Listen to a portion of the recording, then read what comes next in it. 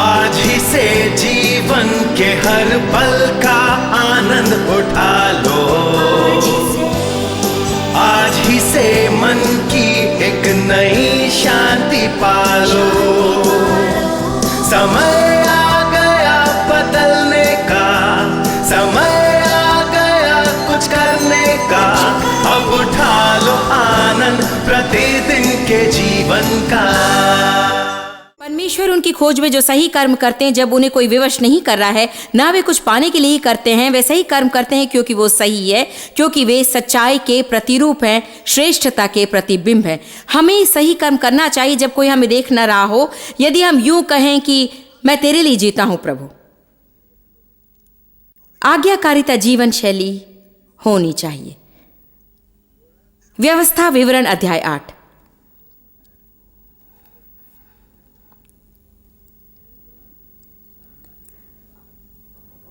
परमेश्वर जो कहता है कीजिए, आपको अच्छा ना लगे तो भी। जानते हैं क्यों? क्योंकि परमेश्वर कुछ करने को कभी नहीं कहेगा यदि उसमें आपका भला ना हो। जानते हैं इस बात को? प्रभु हमसे कभी कुछ करने को नहीं कहेगा यदि उसमें हमारा भला ना हो। जब परमेश्वर हमसे कुछ करने को कहता है, वो जितना कठिन हो उतना ही उसमें संकेत है कि उससे हमारा परम मंगल होगा। किसी की समझ में आई बात? जब परमेश्वर कुछ करने को कहे जो आप न करना चाहें और वो जितना कठिन हो उतना इसमें संकेत है कि उससे आपका भला ही होगा। जो आज्ञा मैं आज तुझे सुनाता हूं, उन सबों पर चलने की चौकसी करना, इसलिए कि तुम जीवित रहो और बढ़ते रहो और उस देश के अधिकारी हो जाओ। परमेश्वर उनसे आज्ञाएं मानने के लिए क्यों कह रहा है? ताकि तुम्हें बढ़िया जीवन मिले, ताकि तुम बढ़ते रहो और तुम देश के अधिकारी हो जाओ। और स्मरण रख कि तेरा परमेश्वर यहोवा 39 वर्षों में तुझे सारे जंगल के मार्ग में से इसलिए ले आया कि वो तुझे नम्र बनाए और तेरी परीक्षा करके जानने के लिए कि तेरे मन में क्या है और कि तू उसकी आज्ञाओं का पालन करेगा या नहीं। हमें प्रभु की आज्ञाओं का पालन करना है, कठिन समय में और अच्छे समय में भी। प्रभु की आज्ञाओं का पालन केवल इसलिए नहीं करना कि हम संकट में हैं और हमें कुछ चाहिए, और फिर जब हम प्रभु को मानते हैं और मनचाही वस्तु पाते हैं तो प्रभु को मानना बंद न करें, क्योंकि हमें अब प्रभु की जरूरत नहीं। आज्ञाकारिता जीवन शैली होनी चाहिए, ना केवल हम जो करते हैं कुछ पाने के लिए जब हम संकट में होते हैं। भजन 106:12। यहां कुछ स्थानों में मैं आपको ले जाती हूं ताकि इन चीजों की ओर आप दृष्टि डालें। पद 12, तब उन्होंने उसके वचनों का विश्वास किया और उसकी स्तुति गाने लगे। और अब पद 13 पर ध्यान दीजिए। परंतु वे झट उसके कामों को भूल गए और उसकी युक्ति के लिए न ठहरे। और पद 13, उन्होंने जंगल में अति लालसा की और निर्जल स्थान में ईश्वर की परीक्षा की। तब उसने मुंह मांगा वर तो दिया, परंतु उनके प्राण को सुखा दिया। यदि हम देखें पद 12 से 15 तक तो हम देखते हैं कि जीवन अच्छा चल रहा था। पद 12 में प्रभु की स्तुति कर रहे थे, आनंद मना रहे थे, स्तुति गा रहे थे, तो उनको प्रभु में विश्वास था, उन्हें भरोसा था। फिर वे झटपट सारी बातें भूल गए और प्रभु की योजनाओं के लिए ना रुके, मगर सब कुछ अपने हाथों में ले लिया। उन्होंने ये मांगना शुरू किया, वो मांगना, वो और कुछ। उन्होंने इसे इतना चाहा कि प्रभु ने कहा, ठीक है, तुम मेरी बात नहीं मानोगे, जो तुम सोचते हो तुम्हें चाहिए मैं देता हूं। जब तुम्हें मिलेगा तो पता चल जाएगी कि वो तो तुम्हें नहीं चाहिए था। फिर शैतान का हस्तक्षेप बीच में आ गया और फिर कई समस्याएं सामने आने लगी, क्योंकि वे थे क्या? अवज्ञाकारी। उन्हें समस्याएं होने लगी क्योंकि वे अवज्ञाकारी हो गए। सुनिए, शैतान जिंदा है और भला चंगा है और हमारे विरुद्ध आता है और अवश्य चढ़ाई भी करता है, मगर हम जिन चीजों के जिम्मेदार उससे कई गुना ज्यादा दोष शैतान को देते हैं। यदि मैं अपनी शादी में संघर्ष को आने देती और उसका सुलझाव न होने देती, भीतर ही भीतर परमेश्वर की अवज्ञा करती, भीतर ही भीतर बुरी मनोदशा में होती और मैं देने का वादा करती और न देती, तो जानते हैं क्या? यदि मेरी सेवकाई के टुकड़े हो जाते तो शैतान दोषी न होता, दोष मेरा होता। आमीन। क्योंकि शैतान सदा खुले द्वार की राह दिखता है। जानते हैं हम द्वार को बंद रखते हैं आज्ञाकारी बनकर। देखिए क्या होता है, यही सदा होता है। उन्होंने मूसा और हारून से डाह की। जो यहोवा के पवित्र जन थे। सो क्या होता है, लोग अवज्ञा करते हैं, उनका जीवन गंदा है और आज्ञा मानने वाले से डहा करते थे और आज्ञाकारिता के कारण उनका जीवन उत्तम था। एक बात बताऊं, आपके पास हो सकता है जो दूसरे के पास, यदि पाने को उन्होंने जो किया आप भी करने को प्रस्तुत हो। किसी से डहा करने से कोई भला नहीं होता। हम सबके पास वो चीज शायद ना हो, मगर सबका जीवन उत्तम हो सकता है, सबकी जरूरतें पूरी हो सकती है, प्रभु सबका उपयोग कर सकता है, सब सुखी हो सकते हैं, शांति में रह सकते हैं, अपने अपने क्षेत्र में सब सफल हो सकते हैं। मैं इसे फिर से कहना चाहूंगी, अक्सर हमें जो करना चाहिए हम नहीं करते और फिर उनसे डहा करते हैं जो कर चुके हैं उन्हें जो करना था। हागे अध्याय 1। ये पुराने नियम के अंत में है, आप यदि उस छोटे से व्यक्तित्व से परिचित ना हो।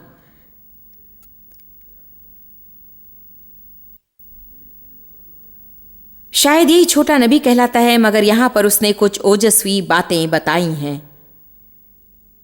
उसे छोटा नबी शायद इसलिए कहते हैं क्योंकि उसे 3 पृष्ठ ही मिले हैं, मैं नहीं जानती। आज यदि मैंने कुछ और नहीं कहा है, अब मैं जो पढ़ने वाली उसमें जीवन बदल देने वाला संदेश है। शुरू करने से पहले मुझे देखिए और मुझे कुछ कहने दीजिए। यदि आप जीवन से सुखी नहीं हैं, यदि अपनी परिस्थितियों से सुखी नहीं है, मैं वही कहने वाली हूं जो उसने उनसे कहा, चाल चलन पर ध्यान करो।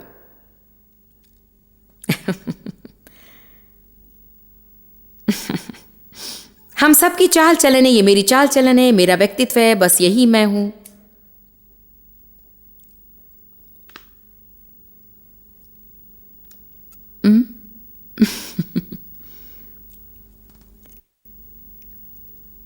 यहां ऊपर मैं अपना काम भूली नहीं हूं, मैं आपको सोचने का थोड़ा सा समय दे रही हूं। आप जानते हैं कि जब मैं इस तरह साहस के साथ बोलती हूं उसका एक ही अर्थ है, मैं आपसे प्रेम रखती हूं, चाहती हूं कि आपको बढ़िया जीवन मिले। मैं ऐसी कोई बात आपसे नहीं कहती जो परमेश्वर ने मुझसे पहले नहीं कही। मैं ये देखने के लिए तड़पती हूं कि लोग वो जीवन पाए जिसे देने के लिए यीशु ने प्राण दिए, केवल लोगों के लिए नहीं मगर यीशु के लिए। ये एक मर्मस्पर्शी कहानी है कि वो जिस आग के दरिये से तैर कर निकला कि मनुष्य को उत्तम जीवन मिले, और उसके बाद ये देखने के लिए कि उससे लोग दूर हैं, विद्रोह और लालच के कारण, तो सबके अंत में उसके ऊपर क्या बीती इससे कोई फर्क नहीं होता। अब इसे सुनिए, हागे अध्याय 1 पद 2। सेनाओं का यहोवा यूं कहता है, ये लोग कहते हैं कि यहोवा का भवन बनाने का समय नहीं आया है, यद्यपि कुस्रू ने 18 वर्ष पहले आज्ञा जारी की थी। 18 साल पहले यहोवा की वाणी आई थी प्रभु के भवन निर्माण की। 18 साल बाद भी वे कह रहे हैं कि समय अभी नहीं आया निर्माण का।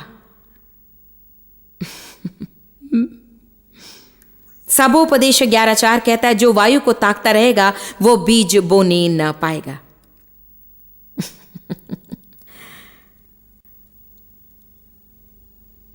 परमेश्वर हमसे अभी ऐसा कुछ करने को नहीं कहता जिसे अभी नहीं कर सकते। वो हमसे अभी करने को कह सकता है, किंतु वो कहेगा बाद में। एक बार प्रभु ने कहा कि मुझे जाकर पिताजी का सामना करना है बचपन में दुर्व्यवहार के बारे में, परंतु उसने कहा अभी नहीं, मैं चाहता हूं कि तुम हृदय को और मन को तैयार कर लो और प्रार्थना शुरू करो, मैं बताऊंगा कब, मगर अभी नहीं।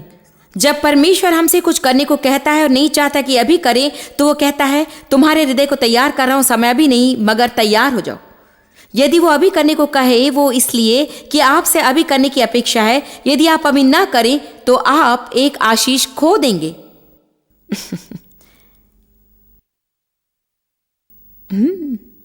एक बात बताओ, प्रभु की आज्ञा बाद में मानना आज से आसान नहीं होगा।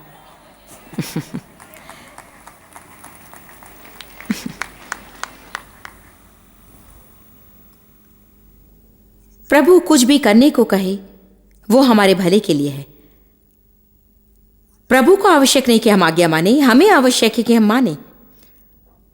उसने बाइबल अपने लिए नहीं लिखी, उसने हमारे लिए लिखी। कभी कभी जब लोग चर्च जाते हैं तो वे सोचते हैं कि उन्होंने प्रभु के लिए कुछ किया। जब आप बाइबल पढ़ते हैं तो सोचते हैं कि आपने परमेश्वर के लिए कुछ किया। एक दिन उसने कहा तुमने मुझ पर कृपा नहीं की, मैं पुस्तक को जानता हूं। जब हम बाइबल पढ़ते तो सिर्फ ब्राउनी पॉइंट्स के लिए नहीं और समय देने के लिए नहीं पढ़ते।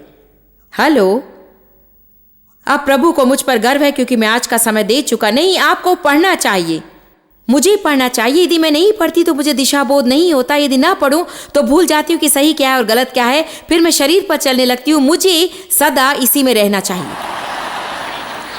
मुझे जरूरत है निभाने के लिए प्रभु को, मेरी जरूरत नहीं, जरूरत मुझे, ये मेरे लिए है। हालेलुया।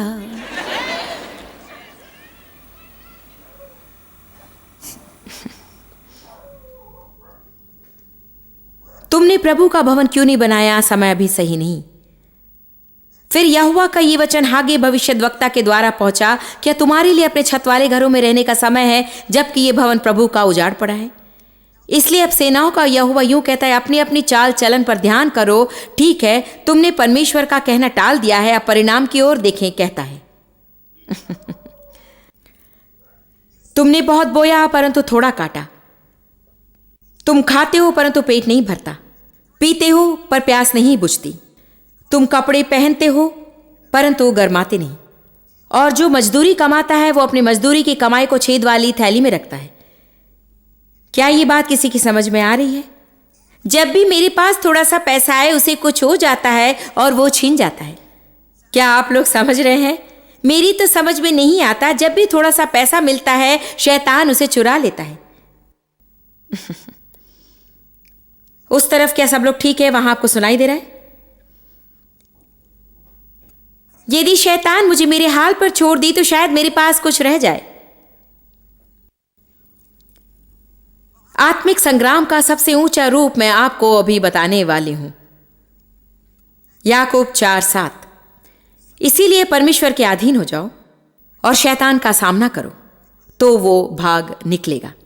अधिकांश लोग धर्मशास्त्र का आधा ही बताते हैं। शैतान का विरोध करो वो भाग जाएगा, शैतान का विरोध करो वो भाग जाएगा, शैतान का विरोध करो वो भाग जाएगा। मगर वो ये नहीं कहता, वो कहता है प्रभु के अधीन हो जाओ, शैतान का सामना करो, वो भाग जाएगा। यदि मैं परमेश्वर के अधीन ना हूं तो शैतान का सामना करने की सामर्थ मेरे पास कहां है? मेरी प्रतीति की यदि मैं परमेश्वर के अधीन हो जाऊं तो शायद मुझे उच्च कोटि का आत्मिक संग्राम नहीं करना पड़ेगा। शैतान को मेरे जीवन में प्रवेश करने का अवसर ही नहीं मिलेगा।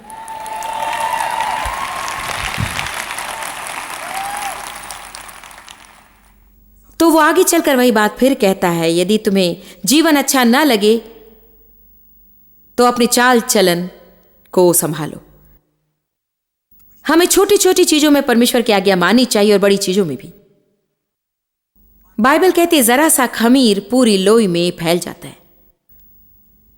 30 मिनट ही तो लगेंगे। इंटरनेट पर ऑफिस में कोई बड़ा सौदा नहीं। वैसे भी मेरा वेतन तो इन्होंने बढ़ाया नहीं पिछली बार। लो, हो गई बात, अभी तुमने पूरी लोई को खराब कर दिया। रविवार को चर्च जाकर दशमांश देने का मतलब क्या है? अगर आप काम पर जाते हैं और वहां पर कागज, क्लिप, रबर बैंड और कलम चुरा कर घर ले जाते हैं।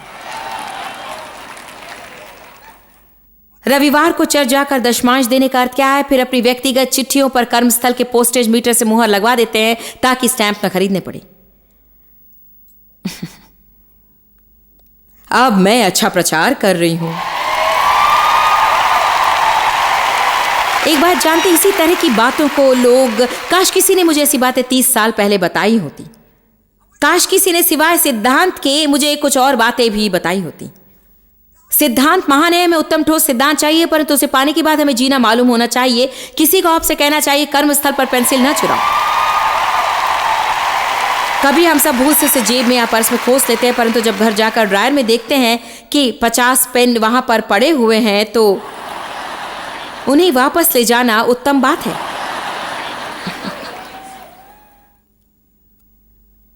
मैंने एक क्रेडिट कार्ड स्लिप साइन किया था एक दुकान में और भूल से पेन ले गई और पार्किंग में अपनी कार तक पहुंची थी कि पवित्र आत्मा ने मुझसे कहा वापस ले जाओ इसे। लेकिन प्रभु, इस तरह की कलमें तो 2 रुपए की 20 मिल जाती है। मगर ये सिद्धांत है तो थोड़ा सा खमीर पूरी लोई को खट्टा कर देता है। यदि आपको ज्यादा चिल्लर मिल गई हो या किसी चीज के लिए उन्होंने चार्ज नहीं किया, मुझे परवाह नहीं कि इसे वापस ले जाने में ज्यादा खर्च लग जाए, उसकी अपेक्षा जितना इसे खरीदने में लगा था, आपको एक सदाचारी व्यक्ति होना चाहिए और वापस ले जाना चाहिए। जानते बहुत से मसीह क्या कहेंगे? परमेश्वर ने मुझे आशीष दी है। प्रभु धन्य हूं, मैं इसे वापस ले जाने के लिए पैसे नहीं खर्चूंगा, उन्होंने मुझे मुफ्त में दिया है। छोटी बातों से बड़े अंतर आते हैं। यदि छोटी बातों में आप निष्ठा दर्शाएंगे तो परमेश्वर आपको बड़ी चीजों का शासक बनाएगा। आज्ञाकारी रहने में जिन कठिन से कठिन बातों में मैंने सामना किया, उनकी आज ही मैंने एक तालिका बनाई। सबको औरों के जीवन में हस्तक्षेप करना पसंद है, सो अपने में मैं करने दूंगी। कई कठिनाइयों में पहली कठिनाई थी 1976 में, जब मैंने पवित्र आत्मा में बपतिस्मा लिया था अपनी कार में। तब यह भी नहीं जानती थी कि मुझे क्या हुआ था।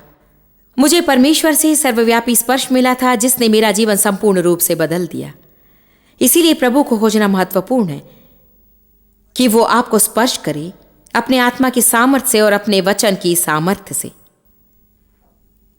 मैं एक कड़े नियम वाले सांप्रदायिक चर्च में थी और परमेश्वर ने मेरे लिए जो किया था उससे मैं उत्तेजित थी। आत्मा के दानों के बारे में मैं बहुत कुछ सीख रही थी। मैंने घर में एक बाइबल स्टडी शुरू की क्योंकि प्रभु ने कहा था। बुजुर्गों ने डेव को और मुझे अंदर बुलाया। उन्होंने कहा या तो ये सब बातें बंद करनी पड़ेंगी या यहां से निकल जाना पड़ेगा। ये निर्णय लेने में मुझे बहुत बहुत कठिनाई हुई क्योंकि मैं सारे दोस्तों को खो देने वाली थी। अपने चर्च को, उसी चर्च के स्कूल में मेरे बच्चे पढ़ते थे। हमारा सामाजिक जीवन उस चर्च से जुड़ा हुआ था। हमारी बिरादरी उस समय खास बड़ी नहीं थी और मैं उनके उपास की वस्तु नहीं बनना चाहती थी। मुझे याद है परमेश्वर की आज्ञा पर चलना उस समय मेरे लिए कितना कठिन था, उस जगह से दूर हो जाना। परंतु आज मैं जब सोचती हूं कि यदि मैं रह जाती तो आज मैं कहां होती। पता नहीं कितने लोग जीवन में प्रगति नहीं करें क्योंकि प्रभु ने आपसे कुछ चीजें छोड़ देने के लिए कहा है जिनसे आपका अत्यधिक लगाव है, गलत कारणों के कारण।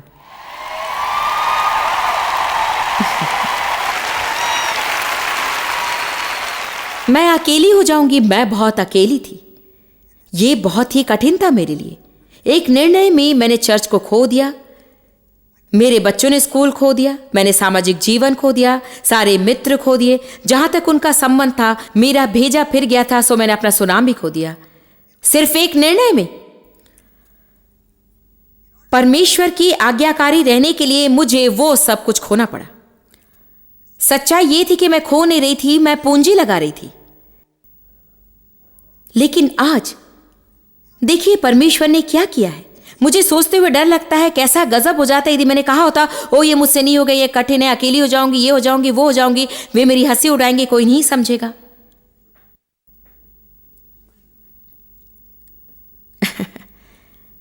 मेरी एक और कठिनाई ये थी कि मैं सदा अपनी देखभाल करती थी। मैं जब बड़ी हो रही थी तो मेरी देखभाल करने वाला कोई नहीं था, इसलिए मैं बहुत ही स्वतंत्र हो गई थी।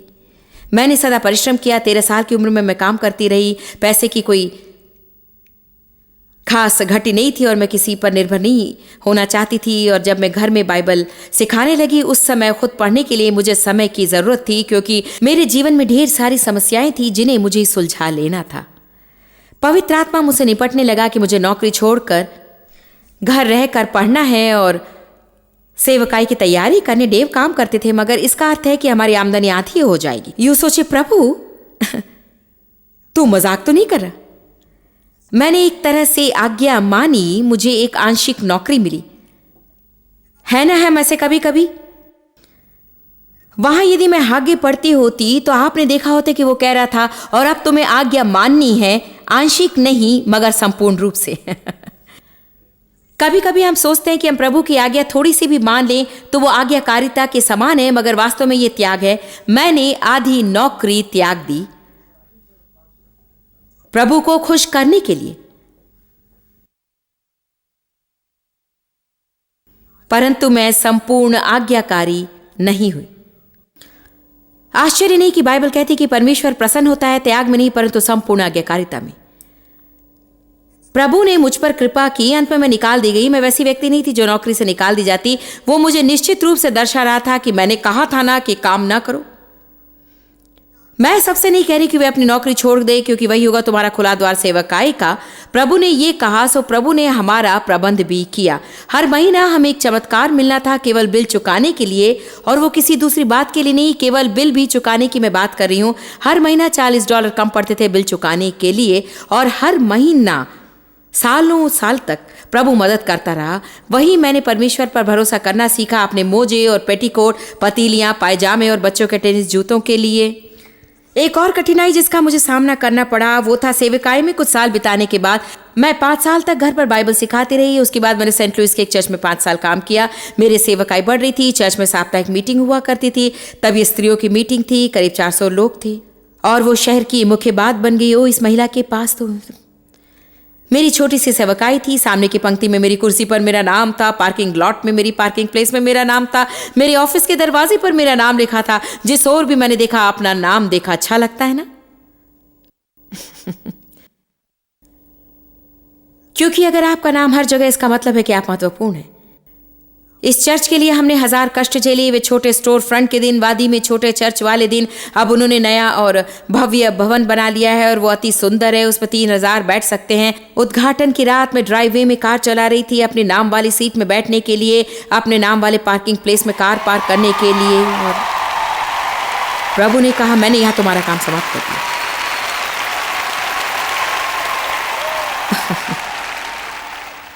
अरे ये प्रभु नहीं हो सकता। ये जगह मेरे बिना कैसे चल सकती थी? और अंत में प्रभु के 1 साल मुझसे निपटने के बाद और बहुत सी समस्याओं के बाद, अर्थात मैंने सारे द्वार खोल दिए शत्रु के लिए, क्योंकि जब प्रभु ने मुझे जाने के लिए कहा मैं नहीं गई। ये एक बड़ा बखेड़ा था जिसमें हम अभी नहीं जाएंगे। मैं आपको एक बात बताने वाली हूं और आप में से कुछों को सुनना चाहिए। जिसे आप छोड़ नहीं सकते वही आपको रुकना है।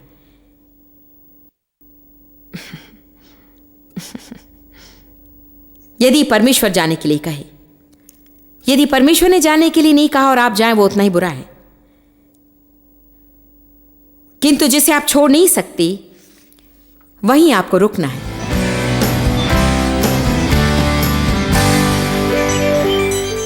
मैं आपको प्रोत्साहित करती हूं कि आप निर्णय लें कि आज्ञाकारिता को जीवन शैली बनने देंगे। यदि आपके बच्चे हैं तो मैं जानती हूं कि आपको आनंद आएगा जब आप उनसे कुछ करने को कहें। वे मान जाते हैं और कोई झमेला नहीं करते। पिता परमेश्वर हमारा पिता है और वो भी ऐसा ही बर्ताव चाहता है। हम कहना शुरू करें, हाँ प्रभु, जैसी भी तेरी इच्छा हो। यीशु ने कहा, यदि प्रेम रखते हो तो मेरी आज्ञा मानोगे। मैं इसे यूं कहना चाहूंगी, हम जितने प्रभु के आज्ञाकारी हैं उस हद तक हम प्रेम रखते हैं। अब हमारा प्रेम बढ़ सकता है और आज्ञाकारिता भी, और इसी में सारी बात समाई है। जॉन मेरे मित्र हैं, वे मुझे जीवन बदल देने वाली चीजें सिखाते हैं। सो आप हम दोनों से शिक्षण लाभ कर सकते हैं। परमेश्वर का वचन आपके मन का नवीकरण करेगा और जीवन को बदल देगा।